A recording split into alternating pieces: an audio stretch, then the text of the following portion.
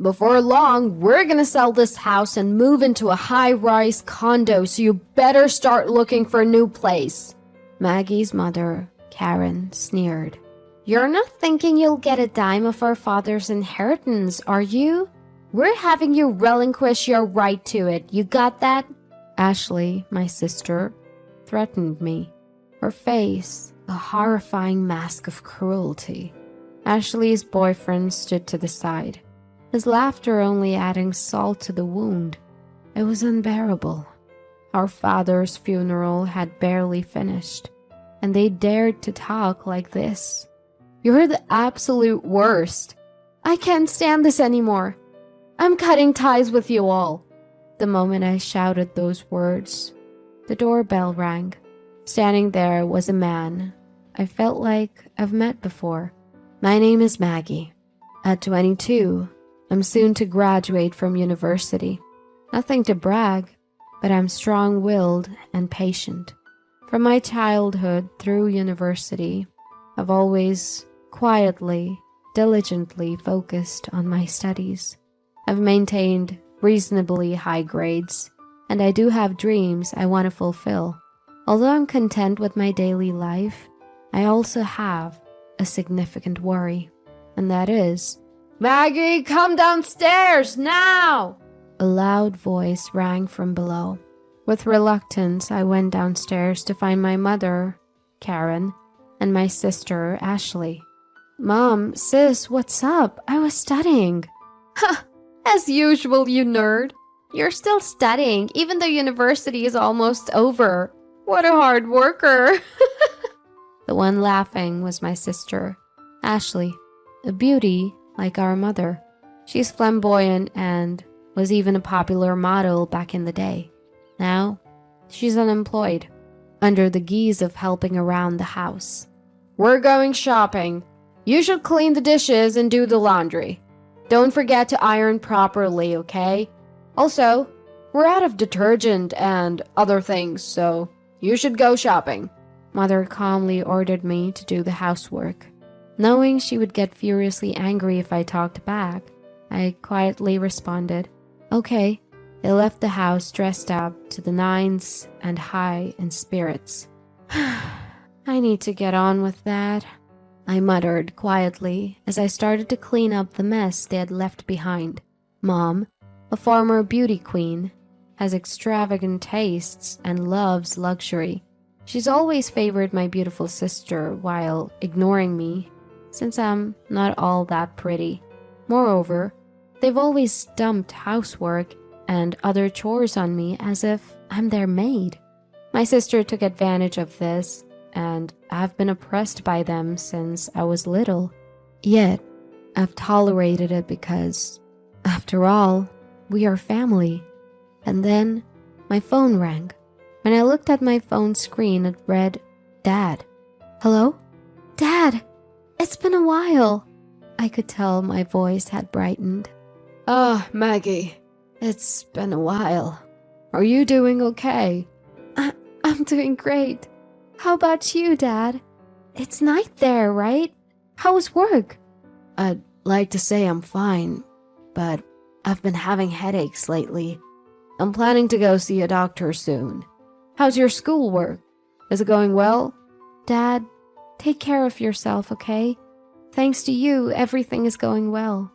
I'm studying hard to achieve my dream." "That's my girl. You're always so diligent. Remember what I always say?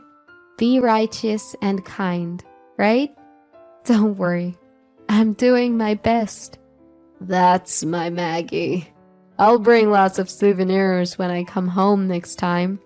After that conversation, I hung up the phone. To put it bluntly, my family is well off.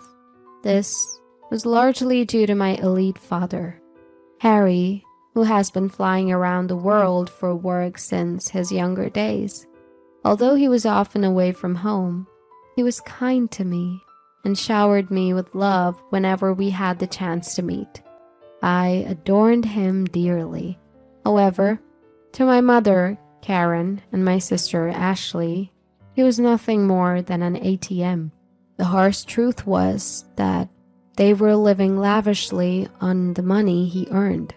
"Be righteous and kind, Maggie," he would say, his presence always nurturing and supportive. It was my rock. That's why I was able to stay strong until now. Several months later, shortly after I graduated from university, a chilling event occurred. "Maggie, Dad has—" Karen burst into my room, her face as pale as a ghost. Apparently, my father had collapsed at the airport as soon as he returned home and was rushed to the hospital. Upon hearing the news, Ashley, Karen, and I immediately headed to the hospital. There, my once strong father lay, frail and helpless. "We suspect he's had a stroke," the doctor informed us. Despite extensive treatment, my father barely improved. To be specific, he was left with severe physical paralysis and a speech impairment, unable to stand or converse properly. To care for my now dependent father, I decided to put my dreams on hold and dedicate myself to his care at home. Predictably, Karen and Ashley completely ignored him, treating him as if he was useless. They didn't even help with his care, let alone come by and see him. "Mom, Ashley, if you helped with Dad's care once in a while, I'm sure he'd be really happy," I pleaded. However, their response was always, "We're too busy. We've left Dad's care to you." "Dad, it's a lovely day today," I would tell him. "Maggie, thank you," he would struggle to reply. I studied and learned about caregiving. I made sure he could see outside by keeping the curtains open, fed him specially prepared meals, and arranged fresh flowers every day. Though I had help from professional caregivers, I did everything I could for him with all my heart. Remembering my father, who had worked so hard for us and showered us with love, I was desperate to do everything I could for him. Whenever times got tough, I would recall his words, "Maggie, always be righteous and kind." And each time, it gave me the strength to carry on. One day, I overheard Karen and Ashley whispering in the house. "Thanks to Dad's insurance money, I was able to buy that bag I wanted," Karen said. "I know, right? Thanks, Dad. Maybe I should get a new wallet too," Ashley chimed in. I held back from yelling at them and continued to listen, only to hear Karen utter something even more shocking. "If Dad were gone, we'd receive a few $100 million from his life insurance and inheritance. He's been saving up through his job and investments." "Wow, Mom. Then we should totally buy a luxury condo. And my boyfriend could live with us. Oh, I wish Dad would hurry up and die." Indeed. I couldn't bear it any longer and left the scene. My father was struggling to stay alive, and yet they were spending his insurance money and dreaming about a luxury condo from his inheritance, wishing for him to die sooner. I felt like vomiting out of anger and despair. In reality, my mother and Ashley had been living it up recently, buying up brand name items, and even leaving my father and me behind to go on overseas trips. But there was no way I could tell my father, who was already having such a hard time. I didn't want to sadden him. Pretending I hadn't heard my mother and Ashley's conversation, I devoted myself to taking care of my father. Many friends and acquaintances often came to visit my father. They all loved him. I particularly remember an older man in a suit and glasses who often came. I wasn't present, but he was probably an executor from my father's company or something. He would bow his head and greet me whenever he saw me. I was happy that my father was loved, and on the days when he had visitors, his face seemed brighter. I thought these days would continue But a few months later, my father had a stroke recurrence and suddenly passed away. Dad, Dad, I cried, clinging to my father's body that no longer spoke. Even my mother and Ashley shed tears this time, mourning the loss of my father. What followed was a whirlwind. There was a wake and a funeral to be held, and of course my mother, the chief mourner, did nothing. Neither did Ashley. In the end, I had to go through all the procedures by myself, running around in a rush.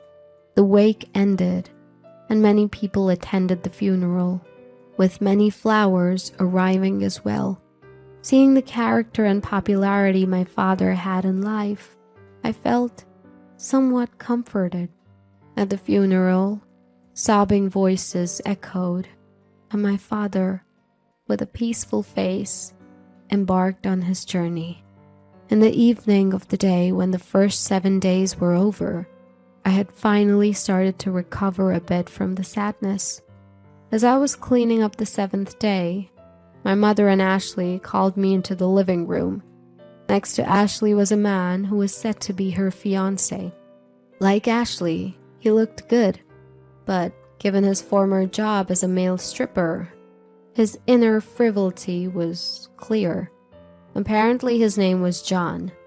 "So, about father's inheritance," my mom began. I had a terribly bad feeling.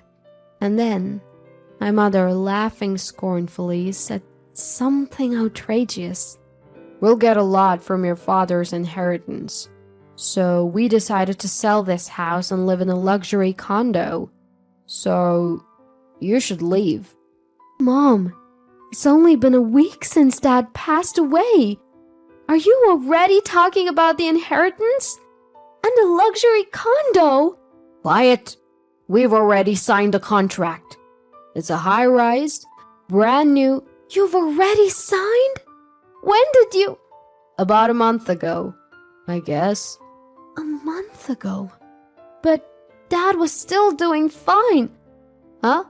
He was practically dying. He had a lot of money, so it'll work out fine. My mother was selfish as ever. Ashley continued. Yes, that's right. The luxury condo is for Mom, me, and my fiancé. So, you're a nuisance. You should hurry up and find some shabby apartment, okay? Even you, sis?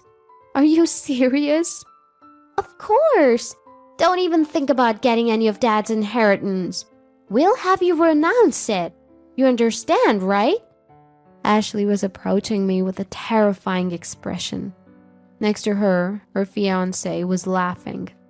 Seeing my father's inheritance in the corner of my eye made me feel suffocated. It was too much. They had the nerve to say such things before my dad's mourning was even over. You guys are the worst. I can't stand it anymore. I'm cutting ties with both of you. Huh?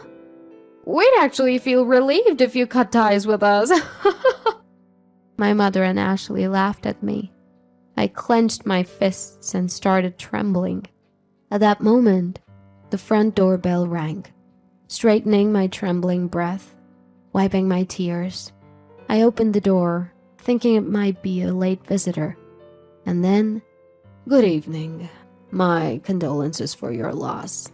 The man who deeply bowed his head at the entrance was the middle-aged man in a suit and glasses, who frequently visited my father's sick bed. "Thank you. Please come in." As I was about to invite him in, the man presented his business card. "Please check this. My name is Watson, an attorney assigned by your father." The business card indeed belonged to a law firm, and although I had not noticed it before, a badge denoting him as a lawyer was gleaming on his chest. "Dad's lawyer?" As I was surprised, my mother, Ashley, and her boyfriend came out from behind. "Huh? What does a lawyer want from us?" Watson responded to my mother's skeptical expression. "I've come to discuss your husband's inheritance. Can we talk for a moment? Watson sat down in the living room. My mother sat directly across from him, and Ashley and her boyfriend sat next to her. I ended up sitting on the side, facing them alone. Watson took out several documents from his bag, looked at us, and then began to speak slowly. First, may I read your husband's will? That man could barely move or speak, and yet he left a will? Get on with it, please. My mother spoke in an irritated tone.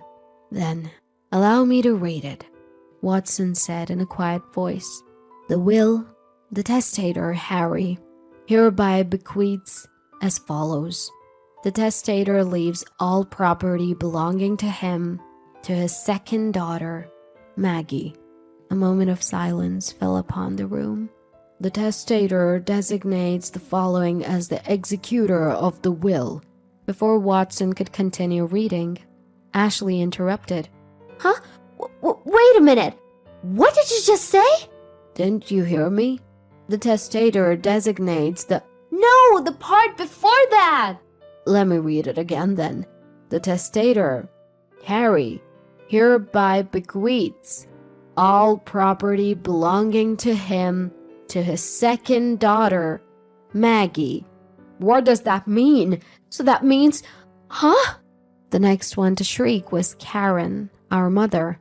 In other words, it means that Maggie will inherit all of the estate. What? Karen and Ashley exclaimed in unison. I was so shocked that I couldn't breathe, and all I could do was stare in astonishment. Next, I will read the postscript of the will, Watson continued, looking at me. In other words, this is your father's final message. I quietly listened. Maggie, you gave up your precious dreams to take care of me. I wasn't able to pay much attention to you because I was always working, but I truly appreciate it. Thanks to you, I was able to pass away peacefully and fulfilled.